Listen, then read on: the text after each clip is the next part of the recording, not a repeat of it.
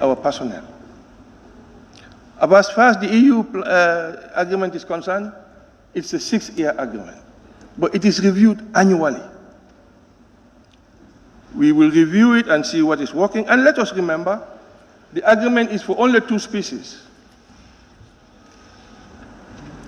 And they don't come near our waters. They are deep sea fishing. So there is protection for Gambia in that agreement. But annually, we meet and look at what went right and what went wrong, and correct what went right and what went wrong. If in the course of implementation we find that Gambia should no longer continue, we will do so. And that is why we are part of the Sub-Regional Fisheries Organization. We are looking at a situation where all of us, the 5 countries, will sign one agreement with EU. But now, as it happens, Senegal will sign one, Mauritania will sign one, Sierra Leone will sign one, Guinea-Bissau will sign one, Gambia will sign one. We are looking at the possibility of having one agreement for the sub-region. Thank you very much, Honourable Member for Birkama South. Thank you very much, Madam Speaker. Honourable Minister, thank you for the excellent report. If you look at your ministry, this particular sector, the contribution to the GDP, which is 12%, and we all agree is another productive sector of our economy, ranked 3rd after agriculture and tourism. Are you ready as a ministry to invest through the annual appropriation by using your select committee to lobby so as to buy trawlers and enter youths into the PPP format? After that also, the 14,000 artisanal operatives that exclude young women and youths. Do you have an inventory of these youths? Because I want to believe that they are also getting another source of income. And I happen to be part of the Select Committee on Government Monitoring Project. We went on a tour, and we have seen a lot of these fish ponds outside. But there is serious unavailability of fingerlings, which is a serious problem. And I don't know what your ministry is doing about that. Only creating ponds without fingerlings is like a white elephant project. Thank you. Thank you. Well, of course, I want to say that we are doing our best to provide enough fingerlings. And this is the project we are doing with IMO to involve more young people and women. And I talked about the 2 fish mills that we have. And this place near Kamalo, they have started producing now. Now, we are negotiating with the Minister of Finance, because if the cost is too high, then the products will be very high. So we are looking at a possibility where we can have a holiday, or tax holidays for these people on so many tons, so that at least they can be able to have this. Now, as regards our future plan, of course, we do hope that this revenue that is generated will be spent wisely.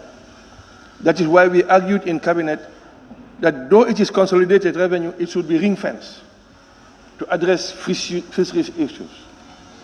I'm hoping that what comes out of our strategy for next year will include a lot of strategies that will make a difference.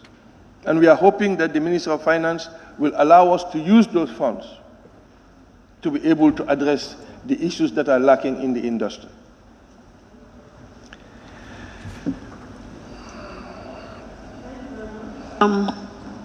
Honourable Member for Woolly East. I give you the floor. Let me just say that as we all know, we go by our standing orders, and time allocated therein is 1 hour, and we commence the question and answer session at 11:35. It's almost after 12 now, and I have about 21 honorable members. No, I'm just giving you the statistics so that we will know how to ask the question. Let it be direct to allow almost everybody be given an opportunity. I don't want to deny anybody. Of course, I will go by the standing orders depending on other businesses to extend the time. But that notwithstanding, let us all bear that in mind. Thank you. Yes, thank you very much, Honorable Speaker. I think that's reasonable. Honorable Minister, I thank you for the statement. It's highly welcome. The issue I want to raise is the complaint from the Gambia fish vendors. Fish vendors, okay. What they are saying is they have serious difficulty. They agreed that there is a lot of fish is being caught, but then the problem is to get ice block. The refrigerated trucks that are going up country, because my brothers are in the business, the refrigerated trucks that are going up the country lack these ice blocks. And what they are saying is that in their own explanation, they feel that they are being discriminated because those who produce the ice block, they say are not Gambians, and they are giving priority to Senegalese over them. Because in Senegal, the river is blocked. They are stopping the fishing in their river for now. And they are saying all the Senegalese fishermen are now coming to the Gambia to do the fishing. So there is enough fish, but then the problem is ice block. Secondly, I also want to raise the issue because I'm very confused. You did not ask a question. You made a statement of fact. And you relate yes, it he understands. He will respond to that fact. The thing is that we have 3 fish meal factories. One is in Khartoum, which requires 1,500, I think it's 500 tons. The other one in Gunjur also requiring 500 tons. So the one in Sanyang is requiring 2,500 tons, according to our investigation.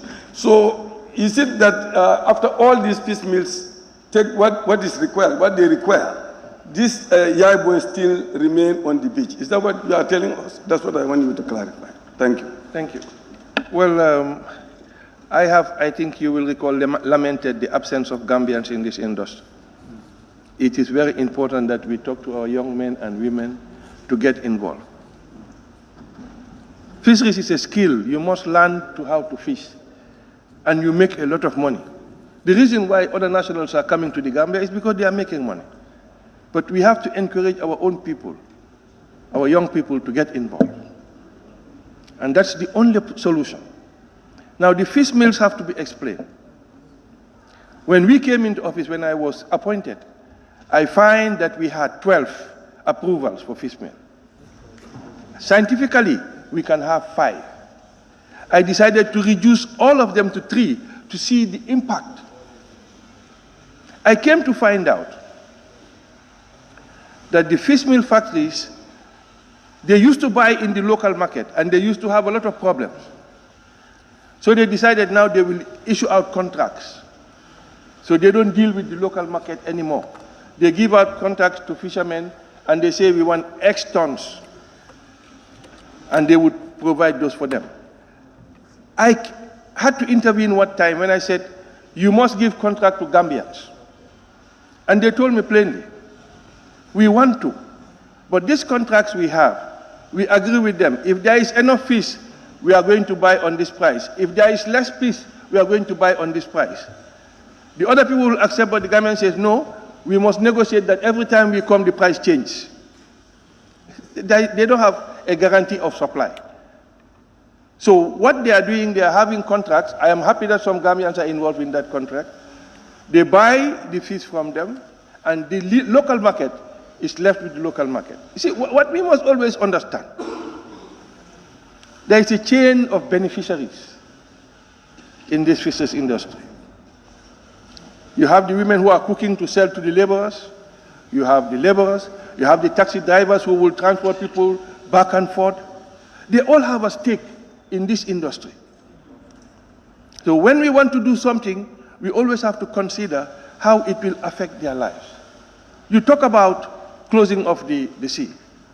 I initiated that. Before I came, there was nothing.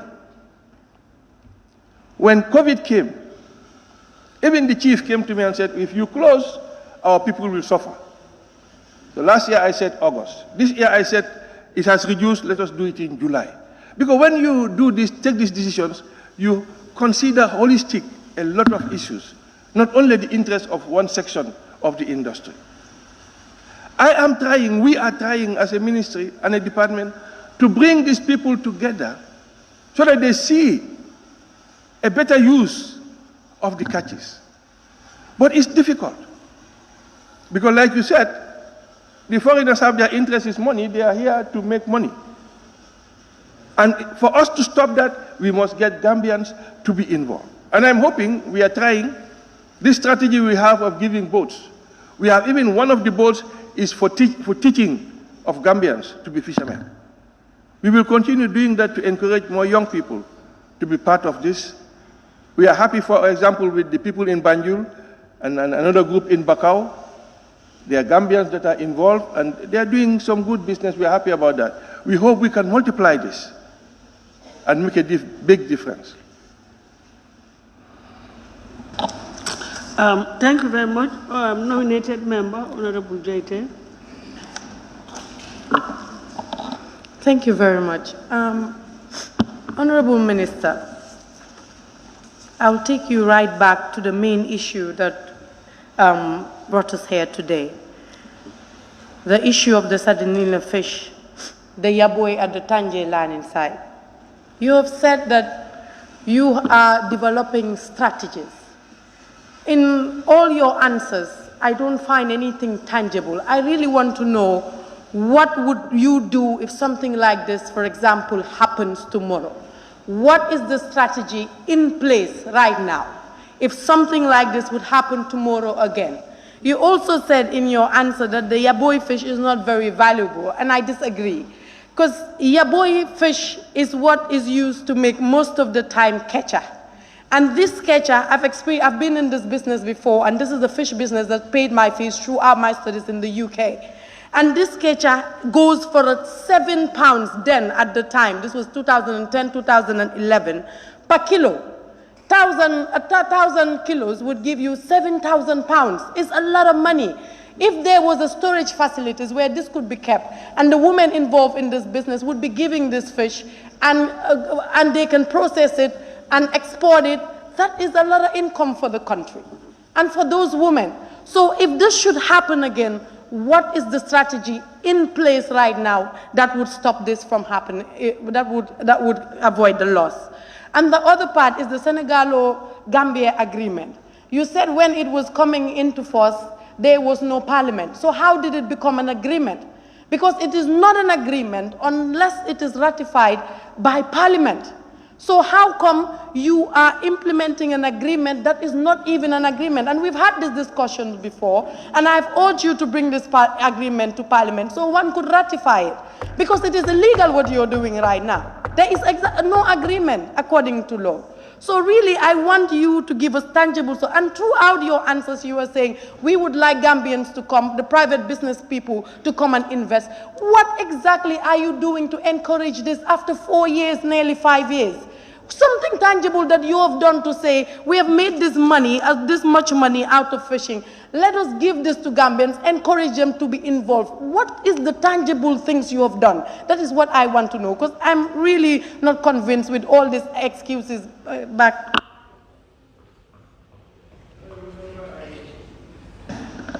I respect your opinion. Our opinions may differ, which is just normal. I said in this house that 2.5 years ago, we had a similar situation in Gunjur. And we were able to address it, and we put on a strategy that people don't go to sea the same time. Since that time, it didn't happen. The Tanje incident is unfortunate, because when it happened, there was no ice available. By the time we know what was going on, the spoilage has happened. That is why we are saying now, we are going to back, I said it in my statement, we are going back to the arrangement that people don't go out to sea on the same day. In addition to that, we are going to talk to the people who are doing ice, because we know it's a big problem.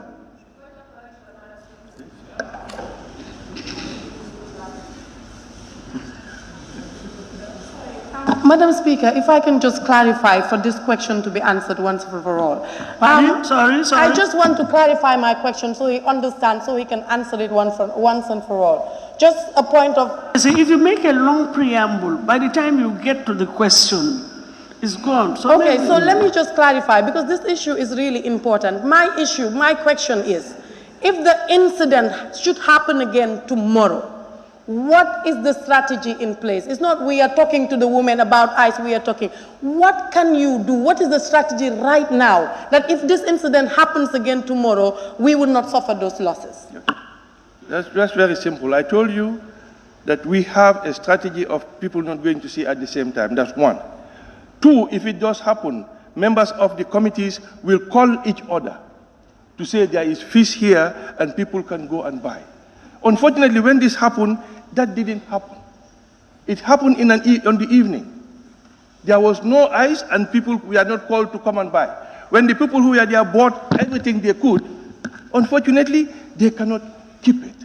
Now, if you have a strategy and say, don't do this, and it worked, the next strategy is, if you have a bumper harvest, you must call all the landing sites and inform them. You must call all the vendors. Point of order, Honorable Speaker.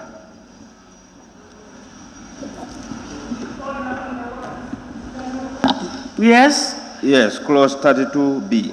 Order? Clause 32B.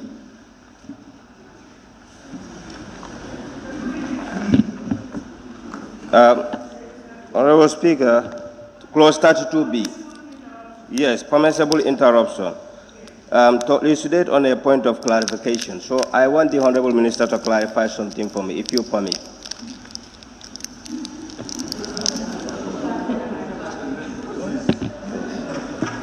No, wait. You said?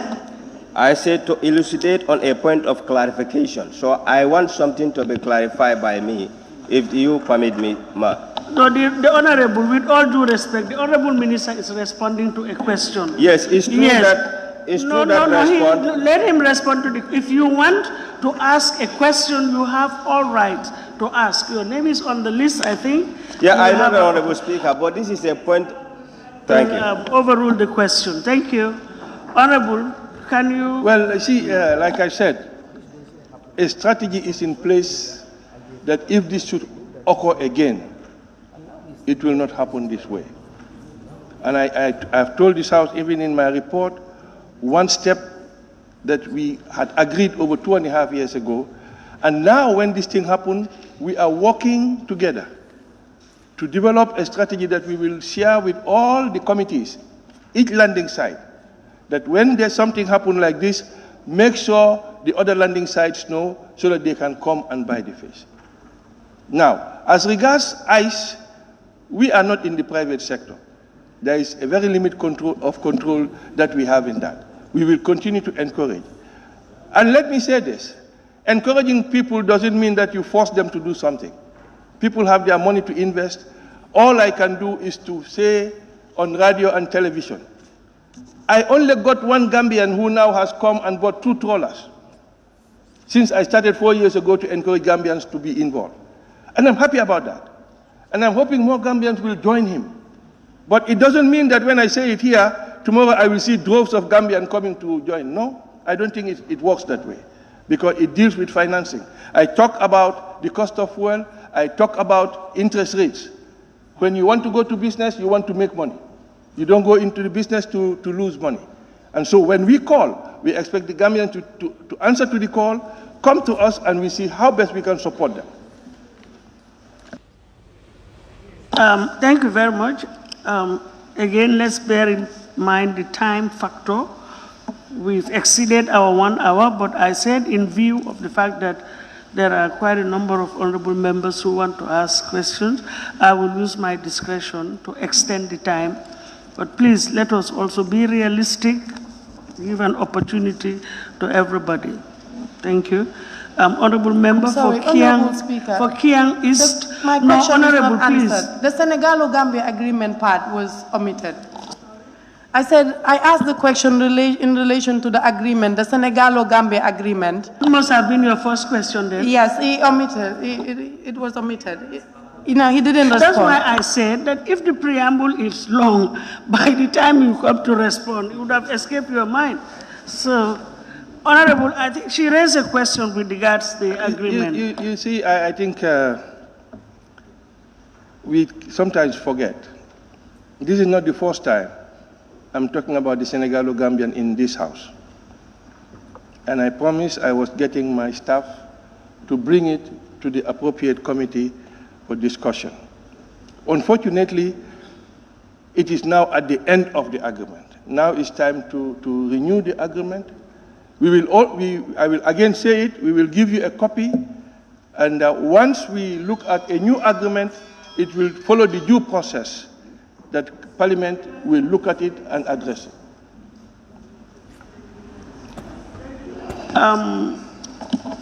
Equally, to just bear in mind again that probably if a question has been asked, maybe there is no need to repeat it, just to save time.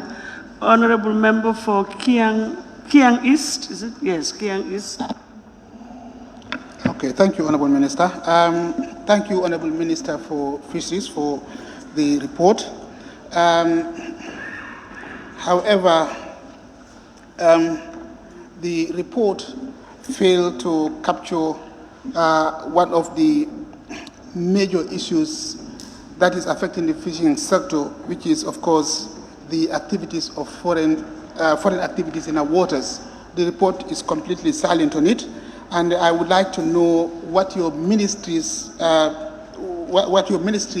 can do to halt or at least minimize the negative impacts of foreign activities in our waters, because there is a public outcry about environmental problems that are caused by the activities of Chinese, the overfishing, and consequently fish shortages. What is your ministry doing to curb those problems? Thank you. Madam Speaker, I have said in my report that we now have a VMS system that tells us anybody who comes into our waters. The licenses that we issue out to people is based on nautical miles. That you can fish from 9 to 12, or you can fish from 7 to 8 from artisanal. So anytime somebody makes a wrong infringement, we are able to know here in the office. And we are working with the Navy so they can do the necessary arrest, and then we will follow due process and do what is needed. Issuing out license is very clear. When we issue license, we tell you this is the area you can only fish. If you fish outside that area, you are committing a crime. I can assure you that we are keeping to this.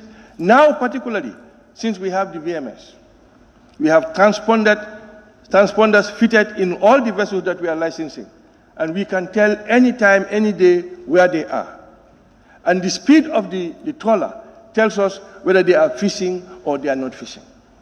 So we are doing everything possible to make sure that we minimize those damages in our waters. Yes, thank you very much. Janjambure, Honorable Member for Janjambure. Thank you, Madam Speaker. Honorable Minister, how is this report in relation to rural fishing?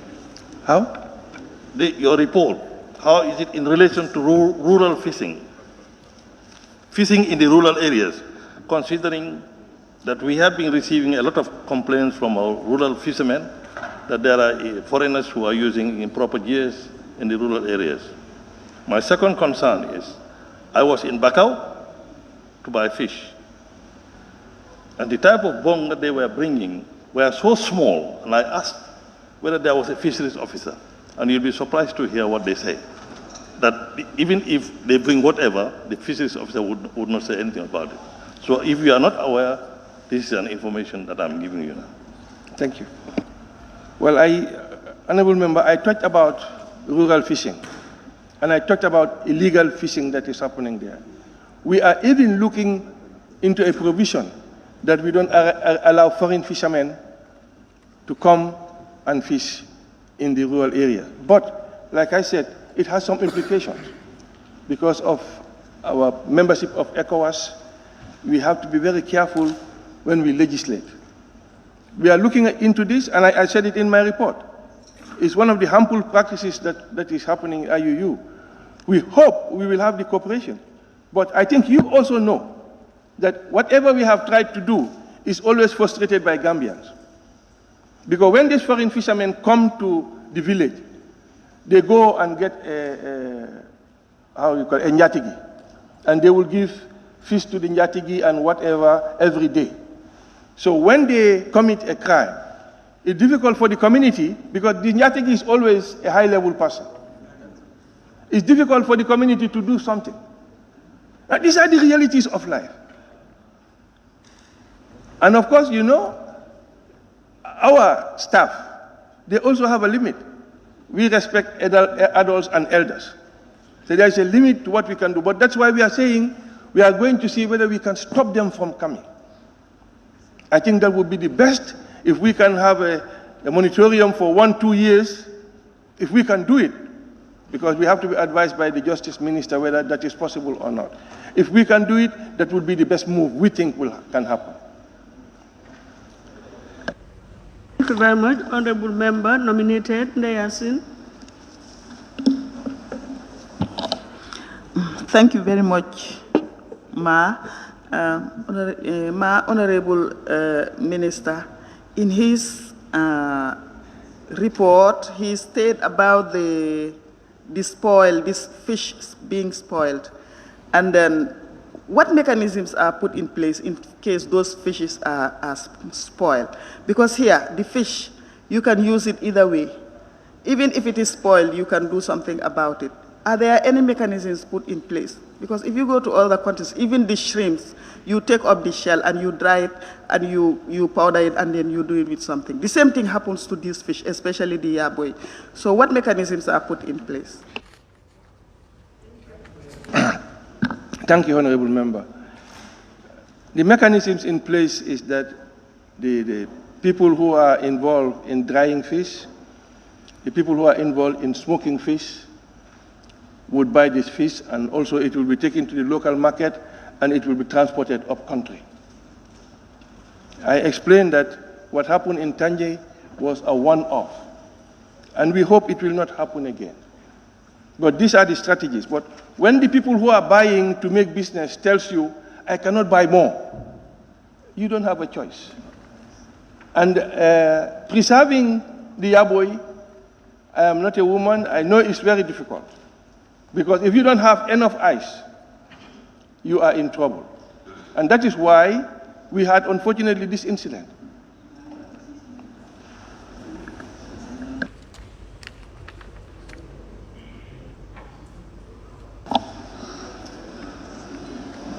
Thank you very much, Honorable Member for Upper Salum. Upper Salum, yes. Thank you very much, Honorable Speaker, and thank you very much, Honorable Minister, for this comprehensive state of affairs of the ministry, particularly the fishery department. I think the economic aspect of what's going on at the ministry is very clear. And my question actually is the other way, which is about sustainability. What are some of the policies you have in place to ensure we don't have overfishing in our waters by ourselves or by others who are asked or who are licensed to do so? Like really to avoid over-exploitation of our waters. What are some of the policies that you actually have in place to ensure that there is no over-exploitation and also there is kind of rebound in the fishing in our waters? Thank you. I said in the report that we have annual surveys. We have an agreement with FAO and Dr. Frederick Nansen that come into our waters and make a survey and advise us on an annual basis that this is the quality and quantity of fish that you have. That will also determine how many licenses we issue out. We are not working blindly. We get the scientific reports on an annual basis. which helps us determine how we issue out licenses. And to a large extent, we have been very successful. Now, the difference between the other species, which are very valuable species, and the yaboi is there. The majority of people going to sea don't want those fishes because of the value. They go for the bigger ones. And that is why we are very careful. When you go into our high waters, you will see the limit of vessels that are fishing there. And that is done for conservation. And we will continue monitoring. But the best thing would have been if we have this fisheries inspection boat that we can give to the Navy. So they will be at the mouth of the river to protect us. When they see people coming and when they see them doing illegal things, they can arrest them. As of now, we don't have that capacity. I think the Navy can only go out to sea for 12 hours. That's not good enough. We are wanting a situation where they can go out to sea for 3 weeks. So they will be there now. Once people see them there, they won't come. And they won't do bad practices. But because we are not there every day, that is the big problem we have. Thank you, Honorable Member for Brikama North. Thank you very much. Madam Speaker, the Minister did inform the August Assembly that the fishery sector has 3 sectors. The key, that is the industrial sector, is described to be capital intensive. By that, a total of 12 fishing processing establishments and 3 fish meal plants are established.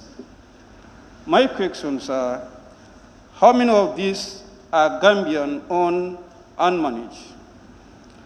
And under what terms and conditions would they operate, taking into consideration the effect on the environment?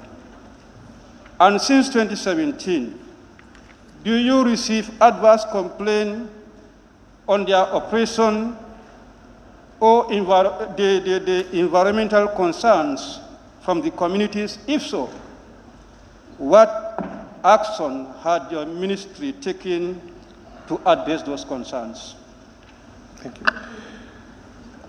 Madam Speaker, I cannot, off the cuff, give you the statistics of how many companies are Gambian-owned or not. I know some of them have Gambian partners, but I cannot give you the statistics. But as regards to environmental issues, I can assure you that on an annual basis, licenses are issued on an annual basis. And before you renew your license, the Environment Department will give you a license. The Water Department will give you a certificate. The Water Department will give you a certificate. That is what helps us ascertain whether you are really keeping the rules and regulations of the operation. As we speak, it's quite a while, and I thank God, that we have not received any adverse report in any of these operations that are happening. Honorable Member for Jimara. Thank you very much, Ma. Honorable Speaker, last year or year before last, I asked a question whether there is an agreement between Gambia. When I say agreement, I mean a fishing agreement between Gambia and Senegal. But your answer was no. And today you are here standing before us telling us that the agreement is about to expire and it will be brought back to this parliament for review. I don't know why, in fact, are you standing there misleading the Gambians, Honorable Minister? I am very sorry. If we were outside, I would say you withdraw that word. I am not misleading anybody. In this House, I confirm that we have an agreement with Senegal. The first visit of our president when he was elected, we went to Senegal. It was at that visit that we agreed we will have this agreement. And I told this House that yes, there exists an agreement. What we didn't do at that point was to bring it to Parliament because there was no Parliament. So we signed it, unbeknown to the rules and regulations. So when I came here, I said, I am asking my staff colleagues to bring the agreement to you. I have never said in this House that there is no agreement between us and Senegal.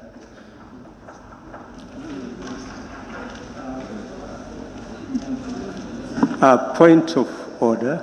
Point of order. Yes. Honorable Speaker, anything that is stated. Yes, can you first of all refer me to the relevant clause? That is, Honorable Speaker, the issue here is about constitution. When the constitution is not properly stated here. It's very simple. Just cite the provision. Honorable Speaker, let's make it point of clarification then. It's just point of clarification. I think it's better, Honorable Speaker. I don't want to mislead the National Assembly. But the essence here is the constitutional position. No, you see, you said you are raising a point of order. I said yes. Can you just refer me to the clause so that I can equally be, I'll have a look at it and see. Section 4, the conduct of relations with other states and international organizations. The reception of envoys accredited to the Gambia and the appointment of the principal representatives of the Gambia abroad.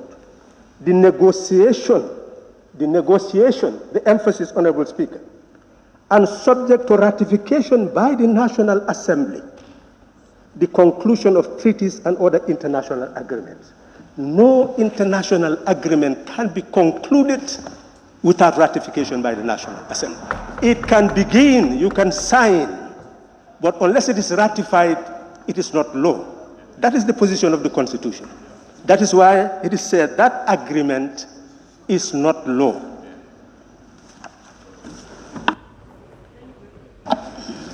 I think the point was raised earlier on with regards to this particular agreement with Senegal. I can't remember who raised it, but it was raised. And I cannot also remember what transpired subsequent to that. But I know that it was raised. Probably if we go through our Hansard records, we may be able to. Honorable Minister. Thank you. Who was the last? No, it was Jimara. No, it was Jimara. Thank you.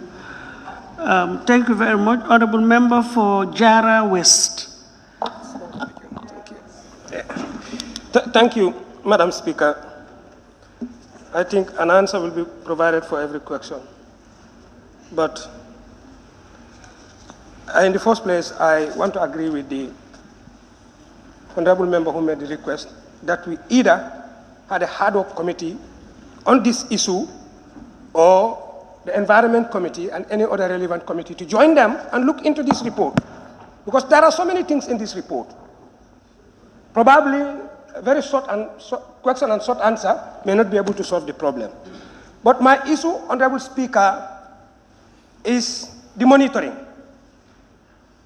What are the monitoring mechanisms that you have, both in the ocean and the inland? Yes, you've mentioned it in the report that you have VMS. I don't know.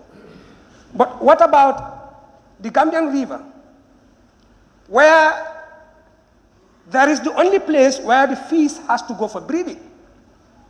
That's where we can get young fishes that will later migrate to the ocean. Do you have a very comprehensive monitoring system in the Gambian River? And the other question is, you've made it very clear that this agreement. But please, can you ask a direct question? You Okay, know, there are so many. Thank you very much, Madam Speaker. No, we cannot take statements. Okay. There are others who want to ask questions. The 2,809 employees that are created by the agreement, who are their employers and who pays them? Thank you. Thank you very much. Madam Speaker, the VMS system sees the whole Gambia and beyond. I said here up to Cape Verde. Anything that is happening in our waters now, we know from our office. And we do this monitoring with the Navy. Navy have also people up country. that if we see something happening which is wrong, the Navy will go there. I think some members will bear me out that things have happened before in our different communities, and the navies were able to go and fix it.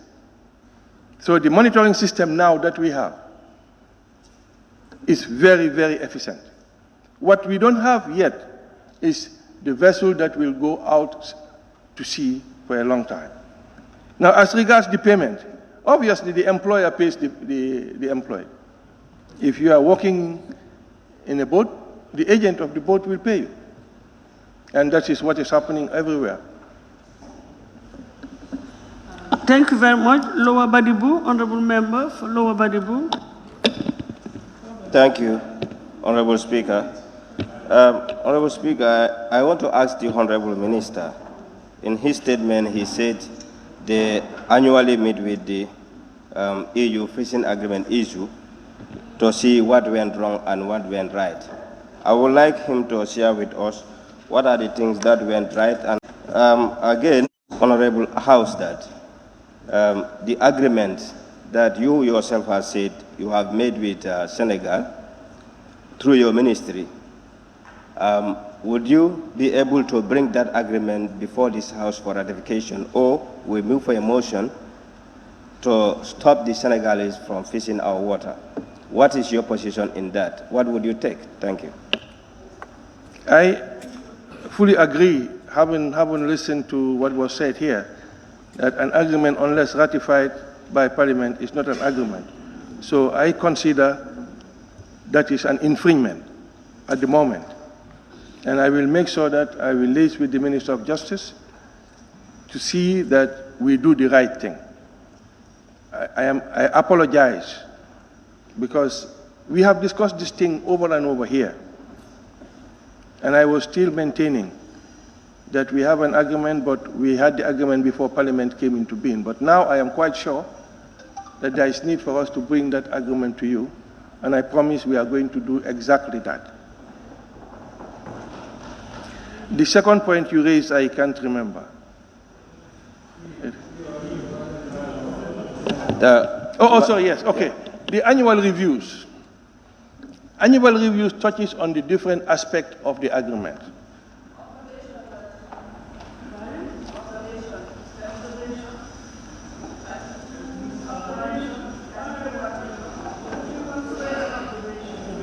Yeah, he can.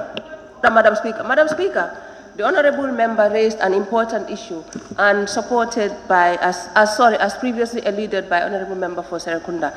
If the agreement is not legit, then should this August Assembly not ask the minister to ask the Senegalese to stop fishing immediately? Thank you. Thank you. Yes, Honourable Minister, you were responding to Honourable Member for Lower Badibu.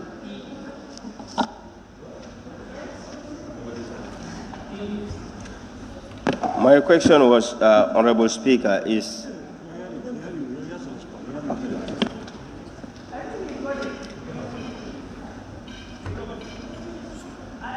with you. Was your question answered? The EU. That's what I explained. That the EU agreement is annually reviewed. You have the sections of the agreement that says, for example, the support they are giving us, structural support that they are giving us. If we don't spend 70% by October, we will not receive additional funds until we spend the money. And also, we have indicated what we are going to use the money for, whether it's for capacity building, whether it's for employing more people, etc., training, etc. That is what is looked at. And if there is an infringement by the boats out at sea, fortunately, there have not been any major issue for the past 2 years. Thank you. Honourable Member for Nyamina West. Thank you, Ma. Honorable Minister, in your presentation, you made mention among the concerns raised, poor sanitary conditions, which is concern for the public. What is your ministry's, so may your ministry elaborate on mitigations or how you intend to handle these sanitary issues within the fisheries industry? And also... Excuse me, sorry, let me just interrupt. Please, honorable members, I think you need to be fair to the chair. My aides were helping to take down the list, so I can only go by the list. If for some reason there are omissions, I cannot be held responsible for it. I'll just look at it and then I'll draw their attention. Check the list. If they are not there, I cannot capture everybody. So that is why they are here to support. So let's exercise patience. Everybody will have a chance. No? Continue with your question. And the other thing is that what is your relationship with the Ministry of Environment in collaboration to bring up environmental friendly fishing activities within the fishing industry? Thank you. Madam Speaker, as far as sanitary is concerned, we are continually monitoring this. We are actually, with the ECOWAS project, trying to improve sanitary facilities in all the landing sites because the number of people are large sometimes, and to cope is not easy. We are doing that. As regards our cooperation with the Minister of Environment, we have a straight line with the Minister of Environment on a daily basis. Because like I said, we cannot approve any application without them giving us the okay. Once we give an approval, the next thing that would happen is for the Minister of Environment to go and make the check and confirm that they are in good standing before we can give them a license. So we have a direct line of working relationship between us and the Minister of Environment. Thank you very much. Sabah Sanjal. Thank you very much, Honorable Speaker. I think my first concern was raised by the Honorable Member of Salem. Now, I will just pose a direct question. Honorable Minister, hearing from you, we learned that the sector is not being taken up by the Gambian. It's dominated by foreigners. What is stopping, or what is the problem? What are the reasons Gambians are not coming up or taking up the sector right now? And during the period when these excessive fish were spoiled, we can observe that the markets were without fish. I don't know what is the problem when we have enough fish there and the buckets are without fish. What are the challenges in this case? Well, I'm not sure I can answer this question because when I make a call and say I want Gambians to get involved, and I make it publicly at the National Assembly, I am expecting Gambians to get involved. We used to have a weekly program, and we always make this call. Why they are not coming, I don't know. But sometimes it may mean capital.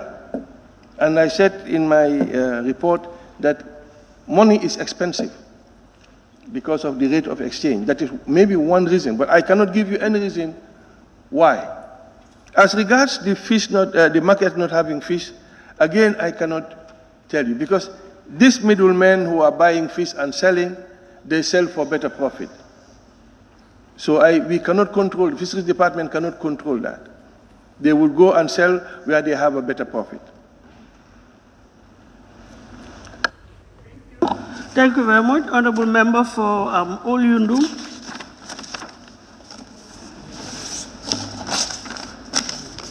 Yes, it's Olyundum, yes. Thank you, Honorable Speaker. Honorable Minister, it's a concern that the establishment and activities of fish meal plants has become a major cause for social tension within the coast. And your ministry is responsible in giving out licenses for the establishment of the fish meal plants, as mentioned on the report. Is it a requirement for the fish meal plants to have a functional liquid waste treatment plant before they start any processing? And if they do not have that, what is your ministry doing with regards?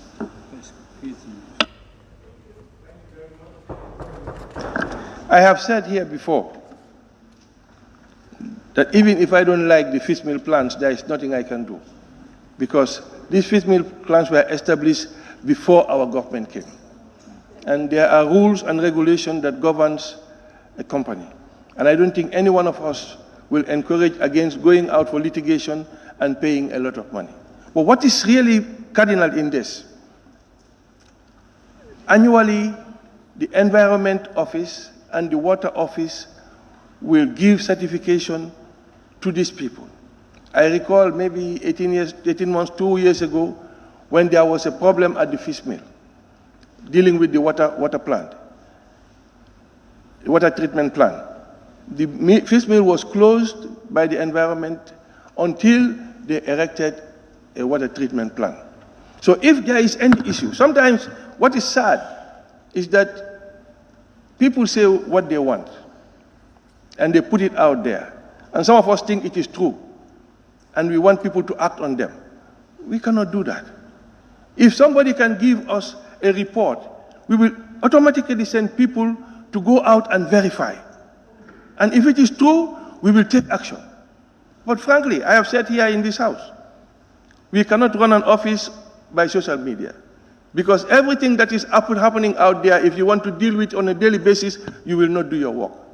But I will ask again, if anybody knows of any incident, please let us know. We will send our appropriate staff to go and check, and we will remedy the situation. Honorable Member for Busumbala. Thank you very much, Honorable Speaker. Honorable Minister, in your response, you highlighted some constraints, which I expect answers of your plans to mitigate those constraints. But I want to pick one, that is the surveillance, the issue of surveying the sea. In that regard, I want to ask your ministry's collaboration with the Navy. Do you have any practical collaboration with Navy to do those work for you? Yes, you have those materials to see all over the country, or the sea, but if there is ill practice in the sea, how do you catch up with that? Your relationship with Navy. The whole assembly is talking about Gambians being involved into it, and you are saying you have been calling. I want to adduce that probably the environment that you are offering to Gambians are not that much appreciative to Gambians to come in. Wouldn't it be better you reconsider and have an assessment of the environment, because that's your job, that's a responsibility of your ministry, to create an environment, enable environment for investors, more especially Gambians, to come and take up the fishery industry as a trade. Because if you look at 12% of the GDP is provided by the fishing industry, and few Gambians are involved in it. Probably the environment that you are creating is not conducive to Gambians. I want to would you consider to have that analysis? And then in that, wouldn't it be also better? You cannot ask 4 questions at the same time. No, I ask only one question. No, you will deprive others, please. Madam Speaker, others are having questions here, serious of questions. I'm asking my questions. What is the problem, Madam Speaker? Allow me to ask the question. I asked only 2 questions. 2. It's not a matter of. Okay, please allow me, Madam Speaker. Madam Speaker, allow me, please. Please allow me one more question. One question, please. Madam Speaker, Honorable Minister, the issue that brought all this for your calling here is the controversial issues that we are seeing in the breach. And then you mentioned it, some are not in the Gambia, but the one that brought us here has happened in Tangi. You've confirmed to that. And then you said you have plans to avoid it. I want to know how do you solve that issue that had happened in Tangi? How was it solved? Thank you very much. I want to confirm that we have collaboration with the Navy. In fact, in our policy, when we arrest a vessel and the vessel is fined, 40% of the fine goes to the Navy to help them. So we have very close collaboration with the Navy.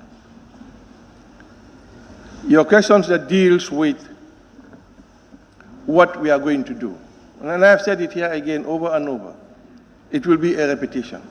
We do not want these things to happen. But you cannot plan for it. When you look at the word fishing, you begin to understand that in fishing, today you can go and you don't catch anything. Tomorrow you can go and you catch a lot. The third day you go and you catch nothing. This is the nature of the business. So if we knew that that thing was going to happen in Tangi, I can assure you we would have solved it before it happened. But we didn't know it was going to happen. And that is the problem.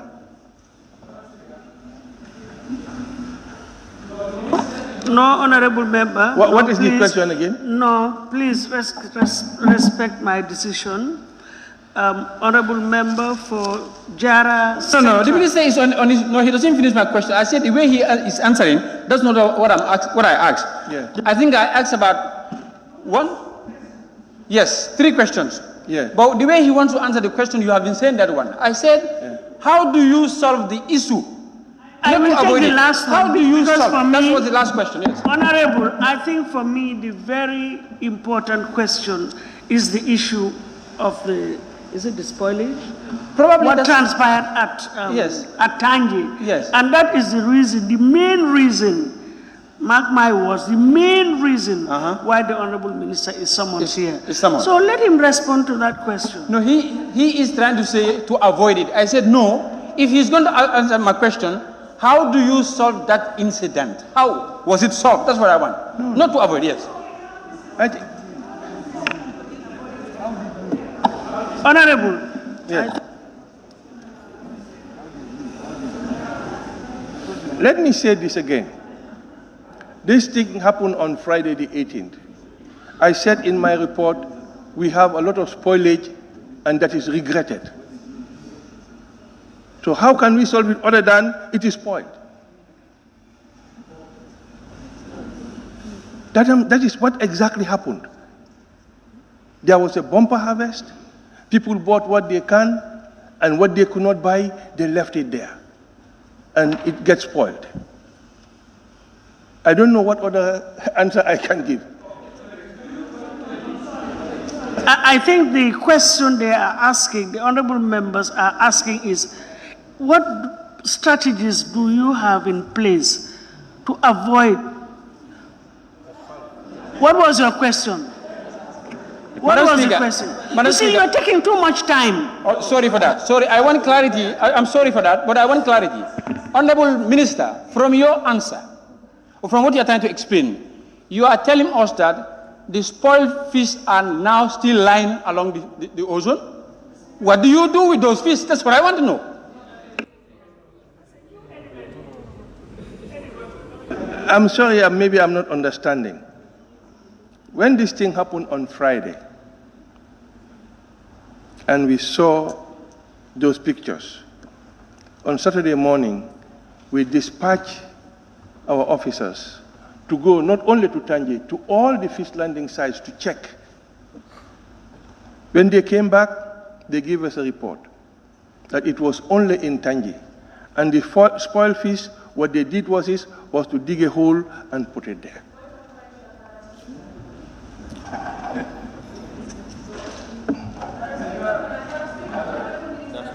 It's only in Tangi. I was in Gunjur on Saturday.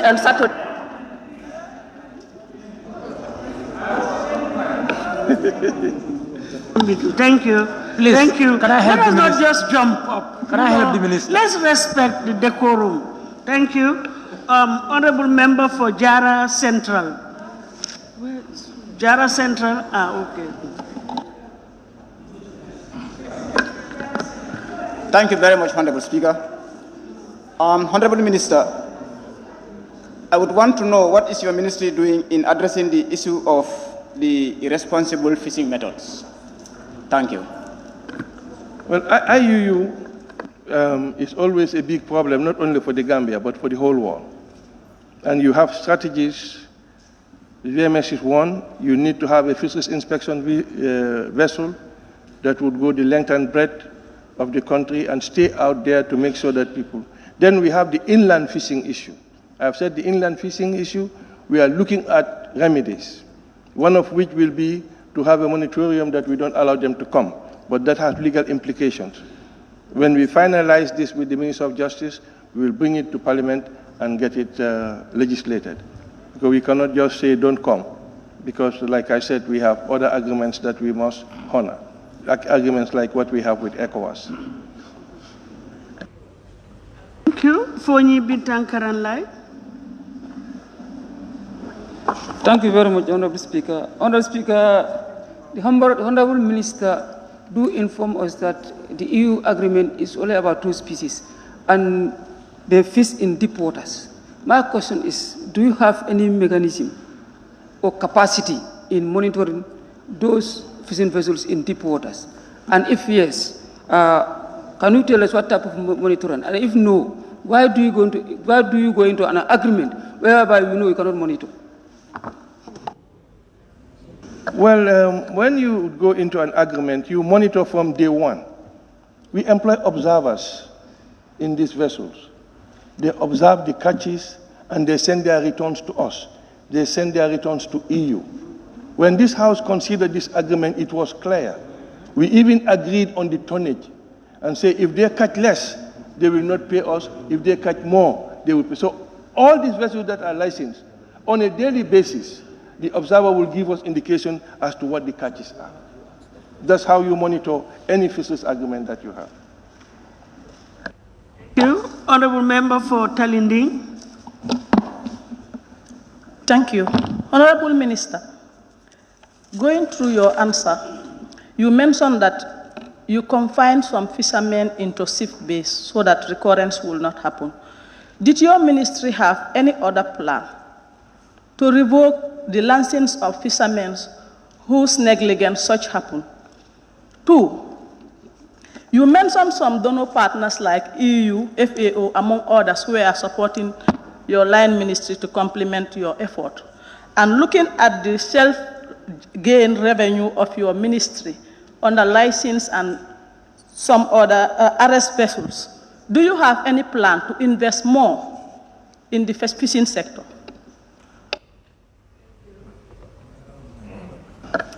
Additional fisheries, as I said in the report, is difficult to monitor. Unfortunately, the law that gives us power to register vessels and other law has given power to Gambia Maritime to register vessels. We are now discussing with them how do we merge these responsibilities rather than us doing it and them doing it. Because Maritime will charge a fee. We are doing it so that we will know what the catches are. So at the moment, we don't have the data as to how many artisanal fisheries we have. Now, if we are sure that somebody creates an offense, we are definitely going to take action. And at the moment, we don't have that information. Because you see, what has happened in Tangier, like I said, could have happened anywhere. And because we didn't expect it to happen, you are not going to penalize somebody that they catch a lot of fish. When, for example, yesterday they caught it and they were able to sell it. Today they catch it and they are not able to sell it. You cannot penalize them for that. Now, as regards our strategy, I hope we can discuss our strategic plan because we think, and it was said in this House, this industry can make a big difference for the Gambia, provided we put in place the right strategies. The right strategies are expensive, they are not easy, but we are looking at the priority areas and start to do them gradually. So the ministry, the department is very interested that we generate more resources from the industry than we are actually having at the present moment. Honorable members, we still have quite a number, about 8 or 9 interventions, and I want to, at this point, just to suspend the sitting for about half an hour, take a short break, and we resume. I think it's only fair. Thank you. So the sitting is suspended. We resume at 1:45. Thank you very much.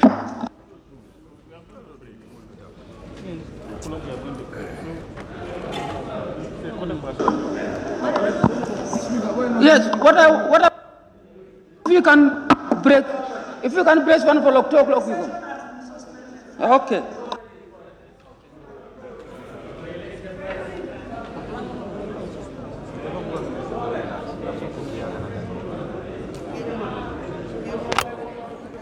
All right, the session is suspended, to give time to the minister to relax. So we will come back in next 40 or 45 minutes. 2:15, we will be back. Thank you. Bye from here.